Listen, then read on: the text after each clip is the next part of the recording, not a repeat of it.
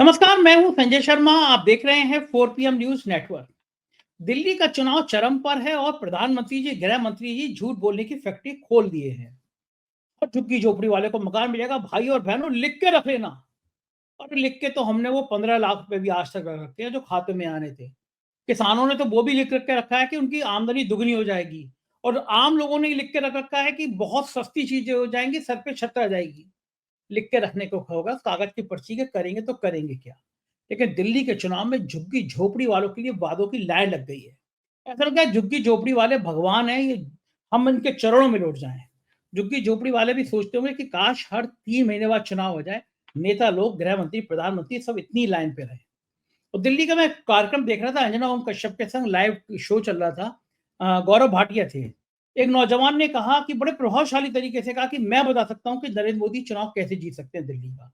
इतने बढ़िया तरीके से कहा तो लोग थोड़ा खामोश से हो गए।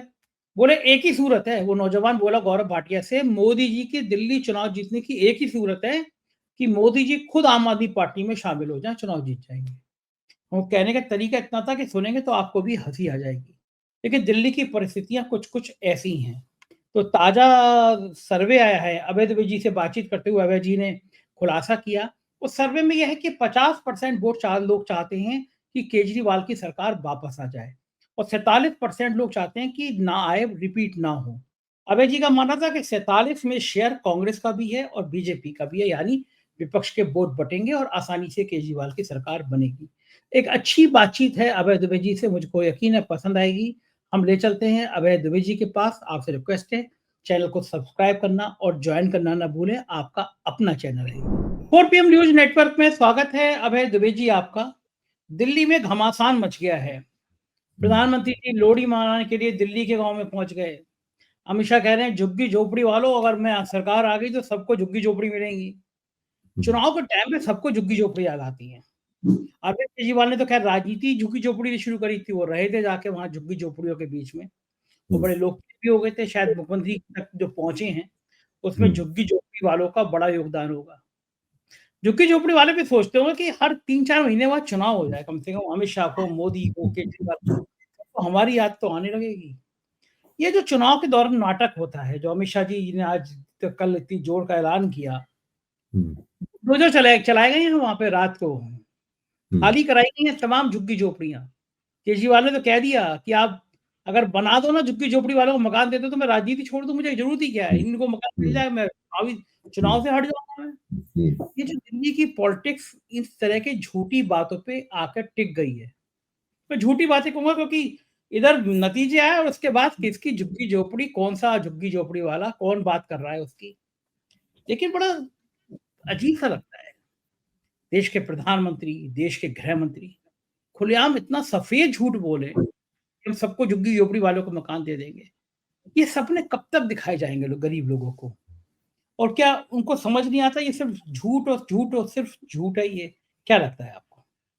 देखिए संजय जी, जब जब नरेंद्र मोदी ने दिल्ली चुनाव के मुहिम शुरू करते हुए पहली मीटिंग की थी तो उसमें अशोक विहार के लोगों के लिए, अशोक विहार के गरीबों के लिए जो मकान तथाकथित रूप से बनाए गए थे उनकी चाबियां बांटी थी। तो क्या वो मकान उन लोगों को मिल गए? चाबियां मिल गई उन लोगों को, ये सही बात है। तो क्या मकान प्राप्त हो गए? क्या किसी पत्रकार ने इसकी कोई जांच पड़ताल की कि क्या वास्तव में चाबी मिली, बंदा गया, उसने मकान का ताला खोला और मकान में सामान लेके बैठ गया और रहने लगा उसमें? क्या इस तरह की कोई घटना घटित हुई है? कोई घटना घटित नहीं हुई। एक केवल फोटो अपॉर्चुनिटी और एक केवल खबर बनी कि भारत के प्रधानमंत्री श्री नरेंद्र मोदी ने लोगों के बीच में मकानों की चाबियां बांटी।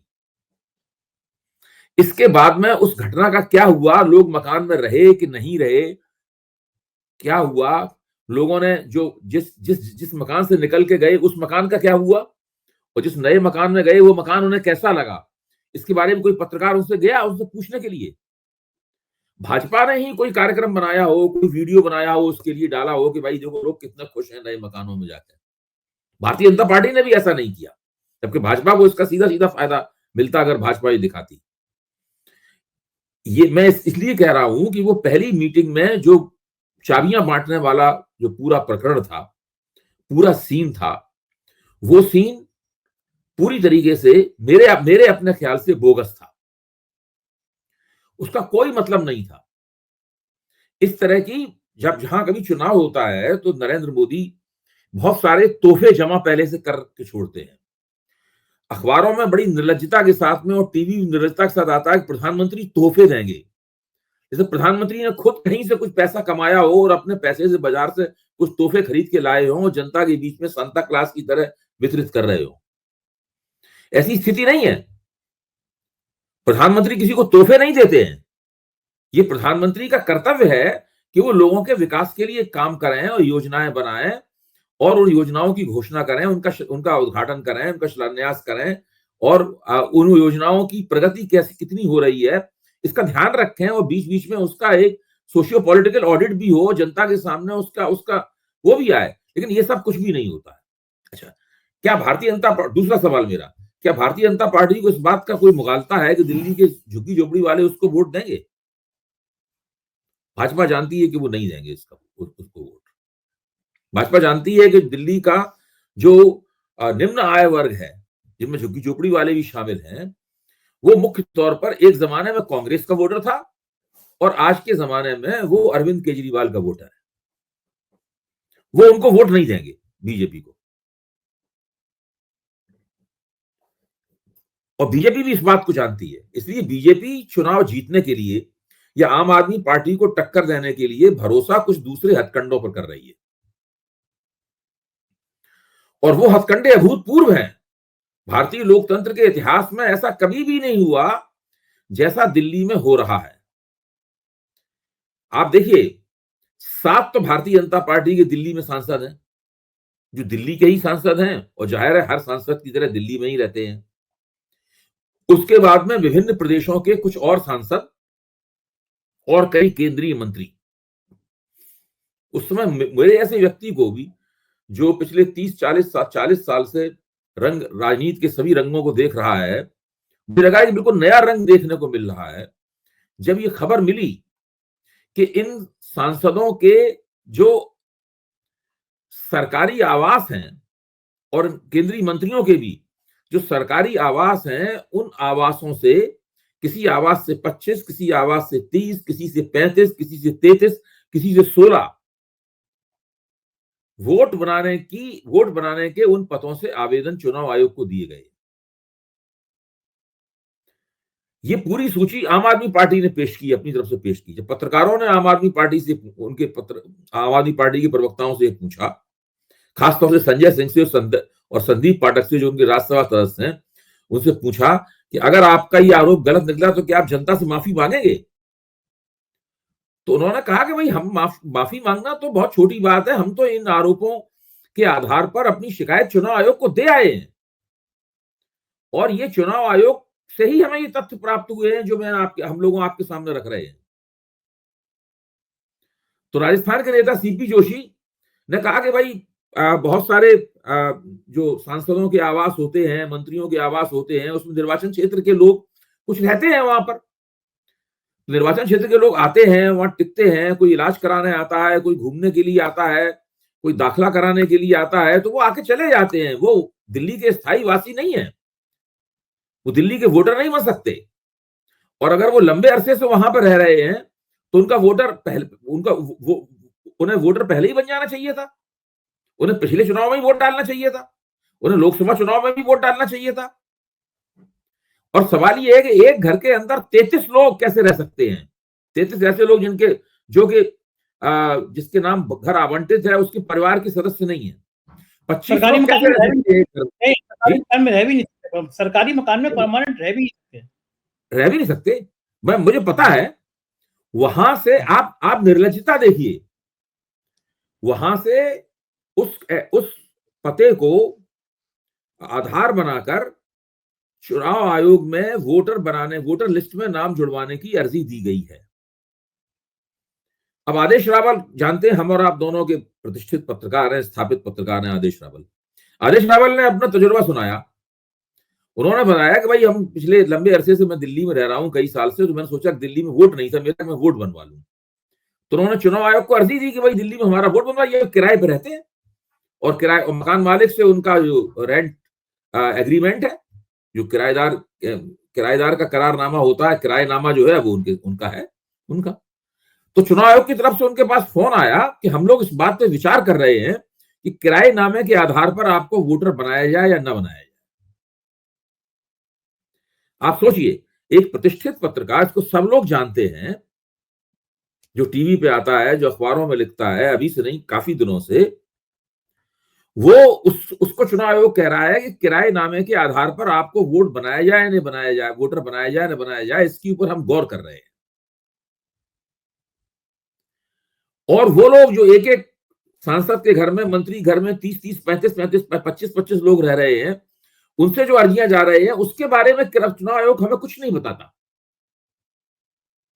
कि वो अर्जियां कैसे आई हैं, क्या उन अर्जियों को उसने समरीली रिजेक्ट कर दिया है या उन अर्जियों को स्वीकार कर लिया है, या कोई जांच पड़ताल चल रही है, या वहां फोन करके पूछा गया है कि भाई ये कौन लोग हैं, क्या चुनाव आयोग का व्यक्ति गया है, क्या ये बीएलओ नाम का जो पदेन व्यक्ति होता है, वो वहां पर गया है, वहां पर उसने पूछा है कि क्या ये लोग यहाँ पर रहते हैं, कोई तस्दीक की गई है, कुछ पता नहीं है। अगर आम आदमी पार्टी इसका पता नहीं लगाती और उसका भंडा नहीं फोड़ती तो हमें पता ही नहीं चलता। ये तमाम लोग जो है उस एक पते पर दिल्ली के चुनाव में फरवरी के वोट डाल आए होते, बोगस वोट। मैंने कल रात को गेम और चेंजर, उनको चुनाव नतीजों को उन वोटों ने प्रभावित कर दिया होता। कल रात को मैंने गेम चेंजर बोर्ड पिक्चर देखी। उस पिक्चर में यही सीन था, जो विलेन था, मिनिस्टर बना था, चीफ मिनिस्टर बना था, अपनी कॉन्स्टिट्यूंसी में बोगस वोट बनवाता है और वो बोगस वोट डाल के आया। तो मुझे दिल्ली की याद आती रही पिक्चर में।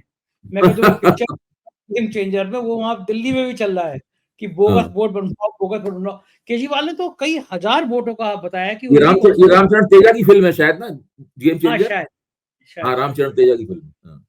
तो वो जो है कल, लेकिन बड़े दिनों बाद अच्छा लगा। अब ये जो देखिए, हम और आप दोनों जानते हैं कि थोड़े कुछ वोट जुड़वाने, कुछ वोट कटवाने का हथकंडा चुनाव प्रबंधन का एक हिस्सा है और ये हमेशा से होता रहा है।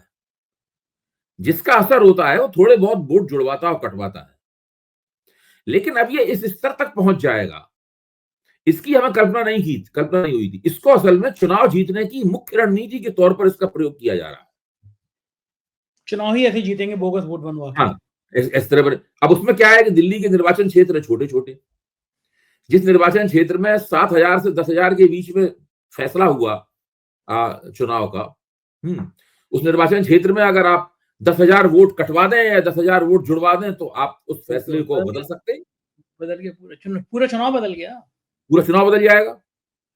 तो ये सब दिल्ली में हो रहा। मुझे नहीं पता आम आदमी पार्टी किस हद तक इसकी काट कर पाएगी। उसने उसको सार्वजनिक विमर्श में ला दिया है, इन बातों को, शिकायत अपनी दर्ज कर दी है, लेकिन क्या वास्तव में चुनाव आयोग आम आदमी पार्टी की आपत्तियों को मानकर इन वोटों को जोड़ने से इनकार कर देगा, या निर्लज्जता का आवरण ओढ़ते हुए भारतीय जनता पार्टी को चुनाव जिताने के लिए ये वोट वोटर लिस्ट में जोड़ दिए जाएंगे? मुझे इसके बारे में कोई जानकारी नहीं है और आम आदमी पार्टी आगे इस बात को आगे कहां तक ले जाएगी ये नहीं पता है। 17 तारीख आखिरी तारीख है। 17 तारीख के बाद में कोई वोट जोड़ा या घटाया नहीं जा पाया। जो कुछ खेल होना होगा वो 17 तारीख तक हो जाएगा। आज तारीख 13 है, अभी 4 दिन बीच में है। तो ये देखने की बात है, पहली बात।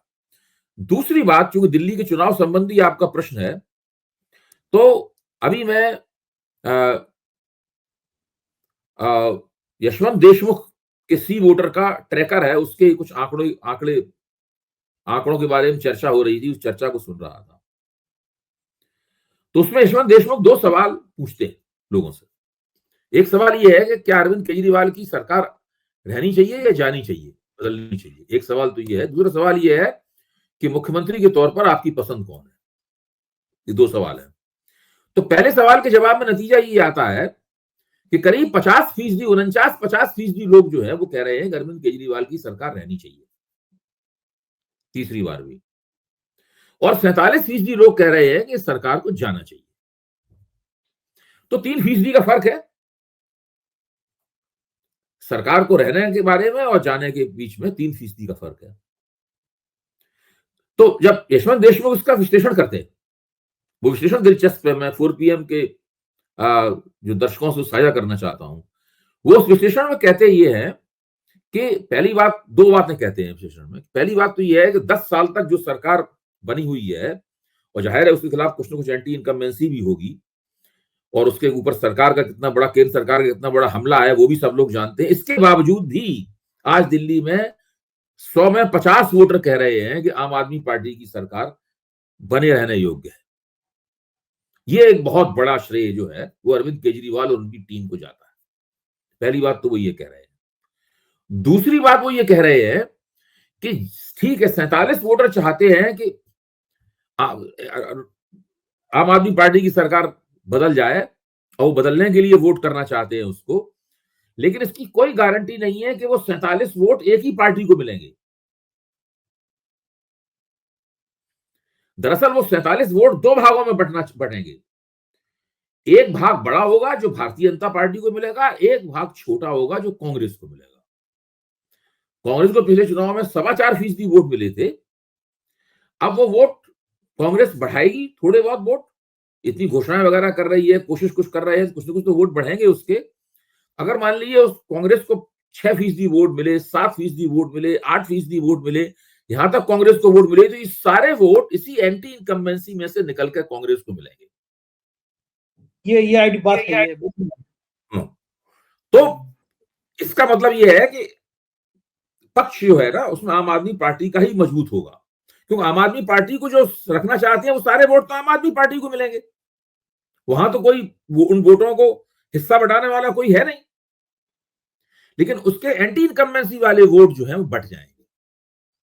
ये एक सबसे बड़ी समस्या है जिसका गैर आम आदमी पार्टी विपक्ष जो है दिल्ली में सामना कर रहा है। अब एक ही तरीका हो सकता है कि कांग्रेस और भारतीय जनता पार्टी घोषित रूप से गठजोड़ कर लें। घोषित रूप से करवा देंगे। अगर घोषित रूप से गठजोड़ नहीं कराएंगे तो वोट फिर एक मंच पे एक ध्रुव पे नहीं आएंगे, उसका परमानेंट बंद हो जाएगी कांग्रेस। आला पड़ जाएगा। यार बीजेपी में भी बहुत बड़ा लांछन आएगा।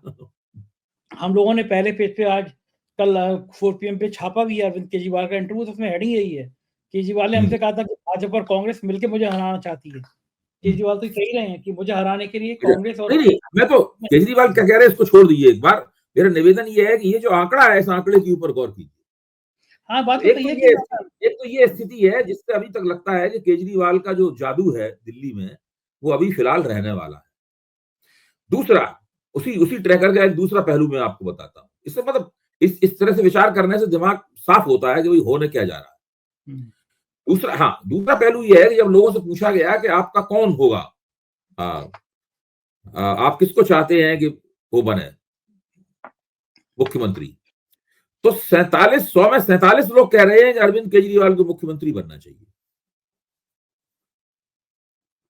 और अजय माकन जो कांग्रेस के उम्मीदवार हैं उनको कह रहे हैं केवल 2% लोग। भाजपा के लिए कह रहे हैं केवल 15 या 16% लोग भाजपा के लिए कह रहे हैं। तो अब देखिए कोई इसमें कोई आपस में कोई तुलना ही नहीं है कोई। ये लोग कहीं अरविंद केजरीवाल के दूर दूर तक नहीं पास फटक पा रहे हैं। इनके पास ना कोई चेहरा है, कुछ भी नहीं है इनके पास। दरअसल देखा जाए नेतृत्व तो है ही नहीं इनके पास। अगर दिल्ली विधानसभा चुनाव के संदर्भ में देखा जाए तो दोनों ही पार्टियां नेतृत्व विहीन पार्टियां हैं। अच्छा, ये जो स्थिति है इससे आम आदमी पार्टी की दावेदारी मजबूत हो जाती है, कम से कम इन आंकड़ों के विश्लेषण से तो यही लगता है। अच्छा अभय जी, केजरीवाल ने ऐसा क्या चीज है कि 2 बार ऐसा हो गया और उसके बावजूद भी अगर 50% लोग मान रहे हैं कि केजरीवाल की सरकार आना चाहिए, तो ऐसे क्या चीज नुस्खा है जो? देखिए, एक तो सबसे बड़ी बात यह है कि ये जो आरोप प्रत्यारोप जो लगाए जाते हैं, गिरफ्तारियां हुई हैं, मुकदमे चले हैं, जमानतें हुई हैं, भारतीय जनता पार्टी दिन रात कहती है कि आप बेईमान हैं, दिन रात कहती है कि आप भ्रष्ट हैं। आम लोगों, वो ट्रैकर ये भी बताता है, आम लोगों से पूछता है तो लोग कहते हैं कि ये सब राजनीतिक आरोप प्रत्यारोप ज्यादा कर दिया बीजेपी ने। हाँ, नहीं ये राजनीतिक, देखिए ऐसा होता है कि भ्रष्टाचार का मुद्दा तब प्रभावी होता है जब वो आम लोगों को तंग करने लगता है।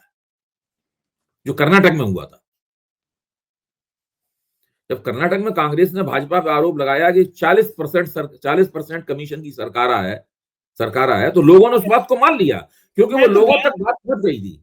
मैं तो गया था अभय जी, चुनाव कवर करने गया था कर्नाटक में, वहां पोस्टर लगा था, पोस्टर पे स्कैन करो तो उनके भ्रष्टाचार की लिस्ट आ जाती थी पूरी, जैसे हम लोग स्कैन करके खाने का ऑर्डर करते हैं, हैवी नए तरह का पोस्टर, वो स्कैनर लगा दिया था कि वो भ्रष्टाचार की सूची, बाद में मुकदमे लगा दिए। गजब गजब स्ट्रेटेजी थी कांग्रेस की वहां पे, कर्नाटक का चुनाव जीता था। प्रधानमंत्री ने वहां भी कहा था बजरंगबली का नाम लगा के वोट दे के आना, तो उन्होंने बजरंगबली का नाम लिया, वोट कांग्रेस को दिया है, क्योंकि प्रधानमंत्री ने कहा नहीं था कि बजरंगबली का नाम लेके मुझे ही वोट देना। दिल्ली में अभी तक बजरंगबली नहीं आए हैं, क्यों नहीं आए होंगे अभी तक? आएंगे, अभी बजरंगबली आएंगे, रामचंद्र जी आएंगे, सब आएंगे दिल्ली में, सबका आगमन होगा। अभी मुसलमानों का आगमन होगा दिल्ली चुनाव में, अभी तो हुआ नहीं, शुरू नहीं हुआ है, सब होगा। आप देखना आखिरी हफ्ते में गदर कट जाएगा दिल्ली में, तड़का लगे, ऐसी ऐसी घिनौनी बातें होंगी, इसकी कोई सीमा नहीं है। गजब है, देश की राजधानी से भी ऐसी तस्वीरें सामने आएंगी। पिछली बार नहीं हुआ था, आपको याद है, गोली मारो सालों को, दिल्ली से ही नारा सुना गया था, देश के गद्दारों को, माननीय अनुराग ठाकुर, वो सब दिल्ली में ही हुआ था। बिहार के चुनाव में 2015 में चुनाव के आखिर में खुद अमित शाह ने जाके कहा था कि वो पाकिस्तान में पटाखे छूटेंगे अगर यहाँ पे महागठबंधन जीत गया। फिर दिल्ली में अमित शाह ने और उनके लोगों ने ये कहा था कि खुशियां कि इतनी जोर से बटन दबाओ कि शाहीन बाग तक करंट लगे, ये सब बोला गया था, नहीं बोला गया था? अभी इंतजार है उसका कि वो पर्दे अरे बिल्कुल, सब कुछ होगा, आप पहले से तैयार रहिए, सब कुछ होगा। आप कह रहे हैं कि राजीव कुमार को देखना है कि वो प्रमुख सचिव जो हैं चुनाव आयोग, वो मुख्य सचिव काटेंगे नहीं काटेंगे, चुनाव आयोग, प्रमुख चुनाव आयोग सूची जोड़ेंगे नहीं जोड़ेंगे।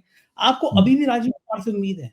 रिटायर होने जा रहे हैं, फिर प्रधानमंत्री जी उनको कुछ ना कुछ तोहफा देंगे, राज्यसभा भेज सकते हैं, तो वो जाते जाते मुझे उम्मीद वगैरह नहीं है। मैं तो ये कह रहा हूं कि इस बात की पोल खोल गई है, आम आदमी पार्टी ने इसकी पोल खोल दी है, प्रेस कॉन्फ्रेंस करके सबके सामने रख दिया है, चुनाव आयोग को लिख के अर्जी दे दी है।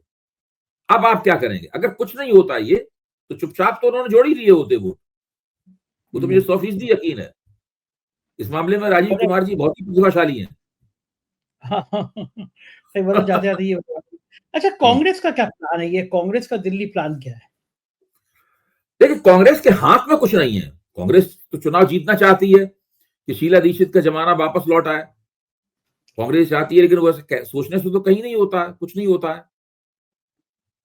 इसमें कोई शक की बात नहीं कि जो भ्रष्टाचार विरोधी आंदोलन में कांग्रेस के खिलाफ जो एक माहौल बना था, उस माहौल का असर विधानसभा चुनाव पर भी हुआ, और शीला दीक्षित के शासन की जो अच्छी बातें थी वो भी पीछे छूट गई, और वो लोग बुरी तरह हार गए। मतलब 2013 में ही अरविंद केजरीवाल ने नई दिल्ली से चुनाव में ही शीला दीक्षित को हरा दिया था चुनाव में। उसके बाद से शीला दीक्षित की राजनीति तकरीबन खत्म हो गई। लोकसभा चुनाव में कुछ कुछ वो करवट लेती थी, लेकिन उसकी वो भी नहीं चली। फिर एक बार उत्तर प्रदेश में शीला दीक्षित को मुख्यमंत्री पद का चेहरा बनाया गया, लेकिन वो एक हफ्ते बाद कांग्रेस ने अपनी रणनीति ही बदल दी उसमें। उसके बाद शीला दीक्षित का नाम इतिहास का हिस्सा बन गया।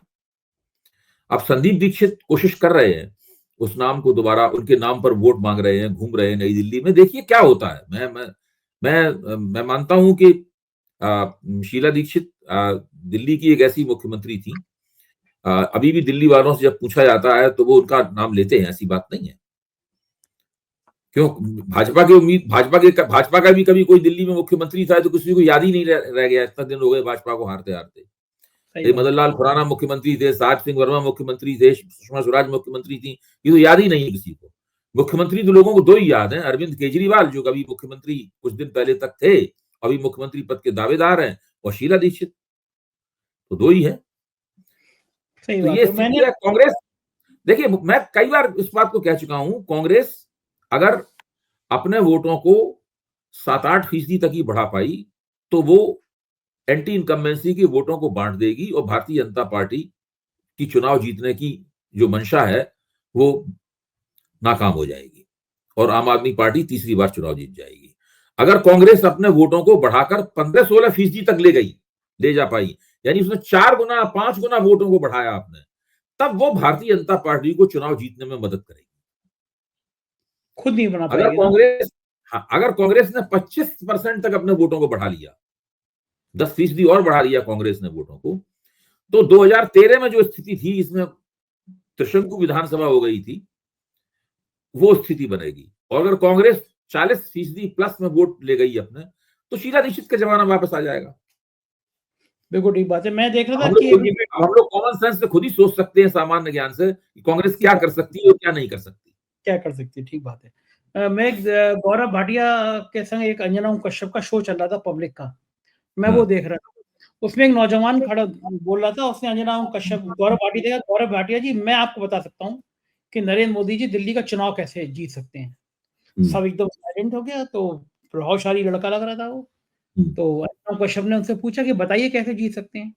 तो लड़के ने बड़े बहुत शाली तरीके से कहा कि एक ही सूरत है प्रधानमंत्री मोदी जी का दिल्ली का चुनाव जीतने की, कि मोदी जी आम आदमी पार्टी में शामिल हो जाए। उसके कहने स्टाइल से मुझे इतनी हंसी आई, क्योंकि इसके अलावा कोई है ही नहीं आम आदमी पार्टी का जो दिल्ली में माहौल है कि मोदी जी खुद आम आदमी पार्टी में आ जाए तो मोदी जी चुनाव जीत जाएंगे, वरना वहां मोदी जीतेंगे नहीं। तो क्या असर हुआ लोगों के ऊपर? तो अब सोचिए, आज तक पे लाइव है तो बेचारी, तो उनको लगा हुआ तो गड़बड़ हो गया मामला, लेकिन लाइव है तो चला गया तो कट भी नहीं सकता। बाकी सुजी चौधरी का शो तो काट पीट लेते वो, लेकिन इसमें तो चला गया तो चला गया। एक आखिरी सवाल अभय जी, अगर दिल्ली का चुनाव बीजेपी बुरी तरह हारती है तो प्रधानमंत्री छवि पे कितना असर पड़ेगा? नहीं, देखिए, मैं नहीं मानता हूं कि दिल्ली का चुनाव हारने से प्रधानमंत्री की छवि पर असर पड़ेगा। हाँ, वो पहले भी दो चुनाव विधानसभा के प्रधानमंत्री काफी कोशिशों के बावजूद हार चुके हैं और काफी बुरी तरह हारे हैं। दिल्ली के चुनाव में भाजपा कोई छोटी मोटी हार नहीं नसीब हुई है भाजपा को। एक बार 3 सीटें मिली थी, एक बार 8 सीटें मिली। अगर भाजपा महाराष्ट्र और हरियाणा के भी चुनाव हार जाती, फिर दिल्ली का चुनाव हारती, तो फिर वो काफी मुश्किल बात होती। लेकिन अब अगर भाजपा के अगर प्रधानमंत्री के नेतृत्व के ऊपर सवालिया निशान लगना है, तो उन्हें दिल्ली का चुनाव हारना होगा, उन्हें बिहार का भी चुनाव हारना होगा, और आगे भी विधानसभा के चुनावों में उनको थोड़ा सा उनका प्रदर्शन कमजोर रहेगा, तब वो असर पड़ेगा। मेरे ख्याल से हरियाणा और महाराष्ट्र जीत के भारतीय जनता पार्टी ने खासी उस लिहाज से रिकवरी कर ली है और मोदी को पैर टिकाने की गुंजाइश मिल गई है उसमें। बिल्कुल ठीक बात है। बहुत बहुत शुक्रिया अभय जी, आपने इतना समय दिया, थैंक यू सर। ये थे अभय दुबे जी, और बहुत लॉजिक तरीके से, बहुत तर्कपूर्ण तरीके से इन्होंने आपको समझाया। मुझको यकीन है बातचीत हर बार की तरह आपको पसंद आई होगी। आपने जो प्यार दे रहे हैं वो मेरे लिए अभूतपूर्व है। बहुत बहुत धन्यवाद इस प्यार के लिए।